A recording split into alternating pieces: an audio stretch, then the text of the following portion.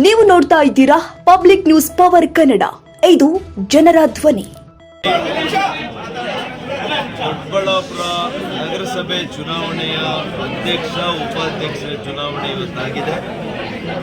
ನಮ್ಮ ಯುವ ನಾಯಕರು, ಇಲ್ಲಿನ ಜನಪ್ರಿಯ ಶಾಸಕರು, ನನ್ನ ಆತ್ಮೀಯರು ಆಗಿರ್ತಕ್ಕಂಥ ಧೀರಜ್ ಗುರುರಾಜ್ ಅವರ ಸಾರಥ್ಯ, ಅದೇ ರೀತಿ JDSನ ಜಿಲ್ಲಾಧ್ಯಕ್ಷರು ಆತ್ಮೀಯರು ಮುನೇಗೌಡರಣ್ಣವರು, ಅಪ್ಪಯ್ಯಣ್ಣವರು, ಎರಡೂ ಪಕ್ಷಗಳ ನಮ್ಮ ಮುಖಂಡರುಗಳು, ನಮ್ಮ ನಗರಸಭಾ ಸದಸ್ಯರುಗಳು, ನಮ್ಮ BJPಯ ಜಿಲ್ಲಾಧ್ಯಕ್ಷರು ರಾಮಕೃಷ್ಣಪ್ಪನವರು, ಮೇಲಾಗಿ ನಮ್ಮ ಕೇಂದ್ರ ಸಚಿವರು JDSನ ಮಾಜಿ ಮುಖ್ಯಮಂತ್ರಿಗಳಾಗಿದ್ದಂಥ ಕುಮಾರಣ್ಣವರು ಕೂಡ ಇದಕ್ಕೆ ಸಹಕಾರ ಕೊಟ್ಟಿದ್ದಾರೆ.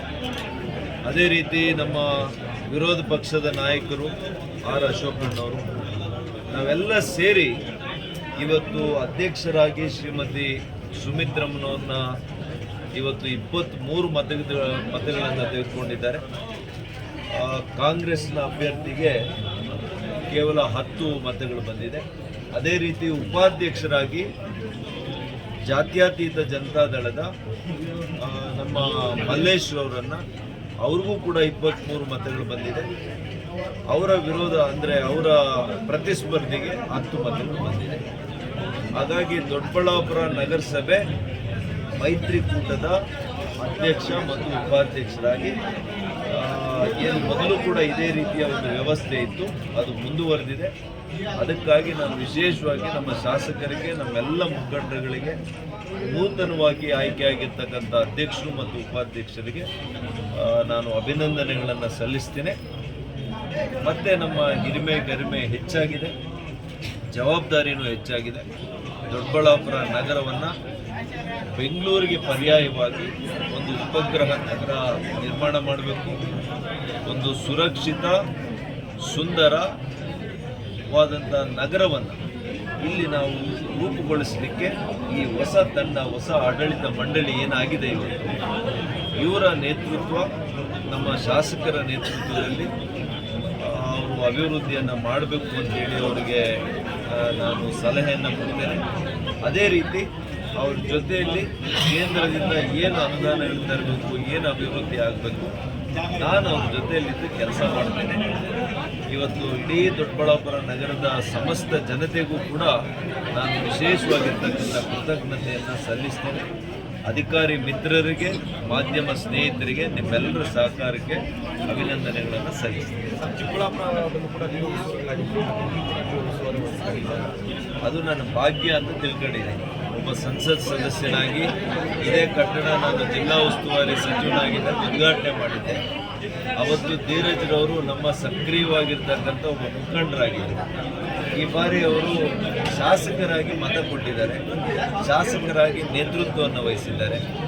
ಅವ್ರ ಜೊತೆಯಲ್ಲಿ ಬಂದು ನಾನು ಕೂಡ ಶ್ರೀಮತಿ ಸುಮಿತ್ರಮ್ಮನವರಿಗೆ, ಮಲ್ಲೇಶ್ವರವರಿಗೆ ಮತ ಹಾಕೋದಕ್ಕೆ ಅದು ನನ್ನ ಭಾಗ್ಯ ಅಂತ ನಾನು ಭಾವಿಸಿದ್ದೆ.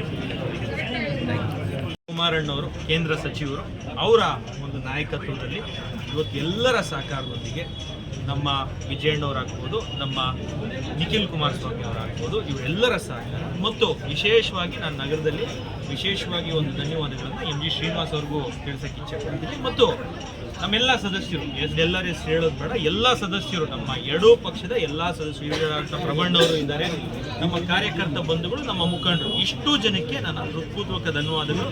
ನಮ್ಮ ಸಂಸದರು ಅವ್ರ ಮನೆಗೆ ಹೋಗಿ ಒಂದು ವಾರದಿಂದನೇ ಅವರ ಮಾರ್ಗದರ್ಶನವನ್ನು ಪಡೆದಿದ್ವಿ. ಅವಾಗ ತಾನೇ ಚಿಕ್ಕಬಳ್ಳಾಪುರ ಚುನಾವಣೆ ಆಗಿತ್ತು, ಯಾವ ರೀತಿ ಮಾಡಬೇಕು ಅಂತ. ಅವರು ಸಹ ಮುನೇಗೌಡರ ಹತ್ರ, ಹರೀಶ್ ಗೌಡ್ರ ಹತ್ರ, ಅಪ್ಪಯ್ಯಣ್ಣವ್ರ ಹತ್ರ, ಎಲ್ಲ JDS ಮುಖಂಡರ ಹತ್ರನೂ ಸಹ ಅವರು ಮಾತಾಡಿದ್ರು, ನಮ್ಗೆ ಅನುಕೂಲ ಮಾಡಿಕೊಟ್ಟಿದ್ದಾರೆ.